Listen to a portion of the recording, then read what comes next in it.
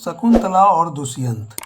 महर्षि विश्वामित्र जन्म से एक ब्राह्मण नहीं थे, लेकिन उन्होंने अपने तप और उग्र तपस्या के बल लगभग 1000 वर्षों की तपस्या के पश्चात ऋषि होने का वरदान प्राप्त कर लिया। लेकिन विश्वामित्र ब्रह्म ऋषि बनना चाहते थे, इसलिए पुष्कर के तट पर जाकर पुनः तपस्या शुरू कर दी। ऋषि विश्वामित्र की इस कठोर तपस्या से राजा इंद्र विचार में पड़ गए। इंद्रदेव को डर था कि कहीं विश्वामित्र इंद्रासन नहीं मांग ले। यह विचार कर तपस्या भंग करने के लिए अपनी अप्सरा मेनका को एक कन्या के रूप में धरती पर भेजा। नित्य की भांति ऋषि विश्वामित्र अपने दैनिक कार्यों में लगे हुए थे। तभी पुष्कर नदी के तट पर मेनका नहा रही थी। मेनका का बदन देखकर विश्वामित्र का काम का मोह हो गया और मेनका से परिचय किया। विश्वामित्र ने मेनका को अपने साथ कुटिया में रहने का निमंत्रण दिया। अप्सरा मेनका ने ऋषि विश्वामित्र को काम पास में बांध लिया और उनके साथ कुटिया में रहने लगे। विश्वामित्र और मेनका 10 वर्षों तक साथ रहे। इसके दौरान दोनों के संयोग से एक पुत्री हुई। विश्वामित्र को महसूस हुआ कि उनकी तपस्या तो भंग हो गई है।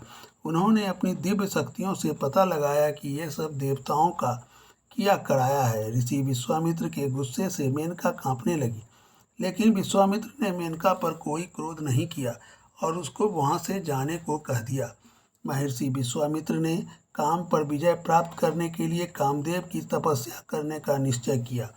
इसके लिए विश्वामित्र ने अपनी पुत्री को ऋषि कण्व के आश्रम पर छोड़ दिया और स्वयं उत्तर में कोसी नदी के किनारे जाकर तपस्या करने लगे। अगले दिन जब ऋषि कण्व ने एक कन्या को शकुओं की रक्षा करते हुए देखा, तो उन्होंने उस कन्या को उठा लिया और उसका पालन पोषण करने का निश्चय किया। शकुओं के पास मिलने के कारण उसका नाम शकुंतला रख दिया। समय रहते शकुंतला युवती हो गई और एक दिन सखियों के साथ पुष्प बीनने के लिए गई हुई थी। तभी पुरु वंश के राजा दुष्यंत एक दौरे के लिए वहां से गुजर रहे थे। शकुंतला को देखते ही उससे मिलने का मन बनाया। कश्यप गोत्रीय शकुंतला का पीछा करते हुए राजा दुष्यंत ऋषि कण्व के आश्रम पहुंच गए। वहां जाकर आवाज़ लगाई और वहां विश्राम करने का निवेदन किया। जब राजा दुष्यंत ने पुनः शकुंतला को देखा तो कहा, हे कुमारी, तुम्हारा रूप अनुपम है, मैं तुमसे विवाह करना चाहता हूँ। कुमारी शकुंतला ने कहा, मेरे पिता कण्व अभी यहाँ नहीं है, जब वो आ जाएंगे तब उनकी अनुमति से आपसे विवाह कर सकती हूँ। शकुंतला ने एक शर्त रखी कि हमसे जो पुत्र होगा आप उसको सम्राट घोषित करेंगे। राजा दुष्यंत ने उनकी बात मान ली। राजा दुष्यंत ने कहा कि महर्षि कण्व तो अखंड ब्रह्मचारी हैं, फिर वो तुम्हारे पिता कैसे हुए?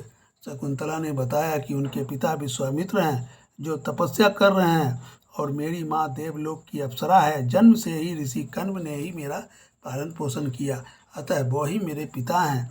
राजा दुष्यंत ने शकुंतला को बताया कि तुम एक ब्राह्मण नहीं, राजकन्या हो और हम गंधर्व विवाह कर सकते हैं।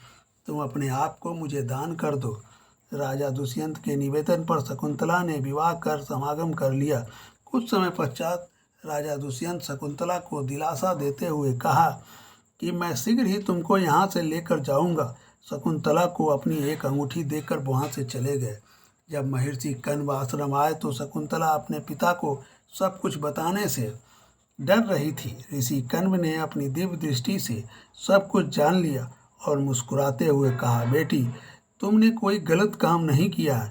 राजा दुष्यंत एक अत्यंत शक्तिशाली राजा है और तुम दोनों से जो पुत्र पैदा होगा वो बड़ा ही तेज और बलवान होगा। एक दिन महर्षि दुर्वासा अपने मित्र कण्व से मिलने आए। उस वक्त कण्व वहाँ मौजूद नहीं थे। आश्रम के द्वार पर शकुंतला राजा दुष्यंत के बारे में सोच रही थी। महर्षि दुर्वासा के कहने पर भी शकुंतला का ध्यान नहीं टूटा। तब महर्षि दुर्वासा ने दुष्ट तपस्वी कहकर अतिथि के अनादर करने के कारण शकुंतला को शाप दे दिया। हे नारी, तुम इस काल में जिसका स्मरण कर रही हो वह भी तुमको भूल जाएगा। तब अचानक शकुंतला का ध्यान टूटा। सखियों के समझाने पर दुर्वासा ने कहा कि अगर वो अपने प्रियतम को अपनी कोई खास वस्तु दिखाएगी तो उसको सब कुछ याद आ जाएगा। एक दिन कण्व ऋषि ने शकुंतला को कहा कि अब तुमको अपने पति के पास जाना चाहिए। विवाहित स्त्री का इस तरह रहना कृति और धर्म का घातक अपमान है। शकुंतला अपनी माँ समान दासी गौतमी के साथ हस्तिनापुर के लिए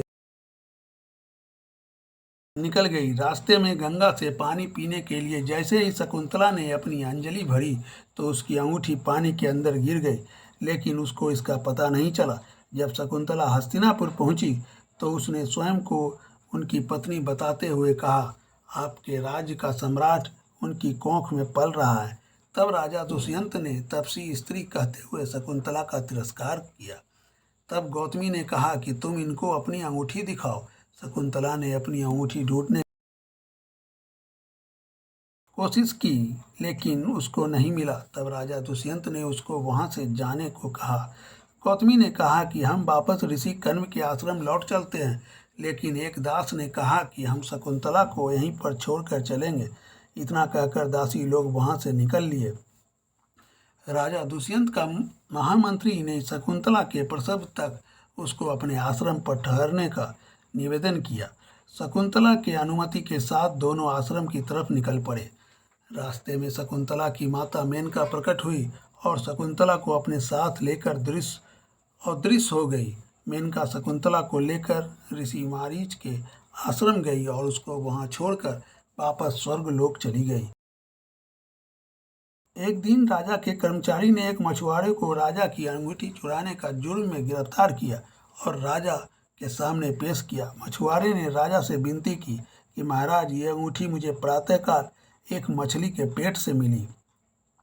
राजा दुष्यंत उस अंगूठी को देखकर सब कुछ जान गए और उनको अपनी भूल और शकुंतला के तिरस्कार करने का अफसोस हुआ। राजा दुष्यंत ने अपने मंत्री को बुलाया और शकुंतला का पता पूछा। मेनका के साथ अदृश्य होने की बात सुनकर राजा दुखी हो गए।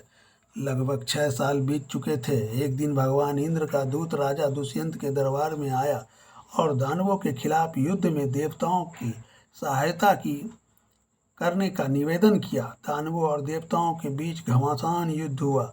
देवताओं ने विजय प्राप्त की। जब दूत पुनः दुष्यंत को धरती पर छोड़ने आए तो एक अज्ञात स्थान पर छोड़ दिया। राजा दुष्यंत जंगल से होकर आगे बढ़ रहे थे।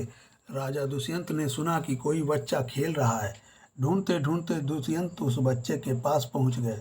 एक बच्चा शेर के साथ खेल रहा था और उसका मुंह खोलकर उसके दांत का गिनती कर रहा था। तब 2 दासियां उस बच्चे को आश्रम ले जाने के लिए आई। दासियों के आग्रह पर वह बच्चा वहां से चलने को तैयार नहीं था। तब सर्वदमन के हाथ में जंतर गिर गया। राजा दुष्यंत ने उस जंतर को उठा लिया और अपने साथ खेलने का आग्रह किया। दासियों ने कहा कि आपको उस जंतर को नहीं छूना चाहिए, उसको छूने का अधिकार केवल इनके माता पिता को है। तब राजा दुष्यंत दासियों से सर्वदमान की माँ से मिलने का निवेदन किया। दासियाँ राजा दुष्यंत को शकुंतला के पास लेकर गई। दोनों ने एक दूसरे को पहचान लिया और एक दूसरे से क्षमा मांगने लगे। जब शकुंतला ने सर्वदमन को अपने पिता से परिचय करवाया, राजा दुष्यंत ने शकुंतला को महल चलने का प्रस्ताव रखा। शकुंतला ने महर्षि मारीच की अनुमति लेने को कहा। महर्षि मारीच की अनुमति और आशीर्वाद सहित तीनों हस्तिनापुर लौट जाते हैं। सर्वदमान जो आगे चलकर राजा भरत के नाम से प्रसिद्ध हुआ। इस कथा के बारे में अपना विचार कमेंट बॉक्स में ज़रूर शेयर करें। यदि कहानी अच्छी लगी दोस्तों तो इस वीडियो को लाइक करें और चैनल को सब्सक्राइब करें। सब्सक्राइब करके सपोर्ट करें। वीडियो पर समय देने के लिए धन्यवाद।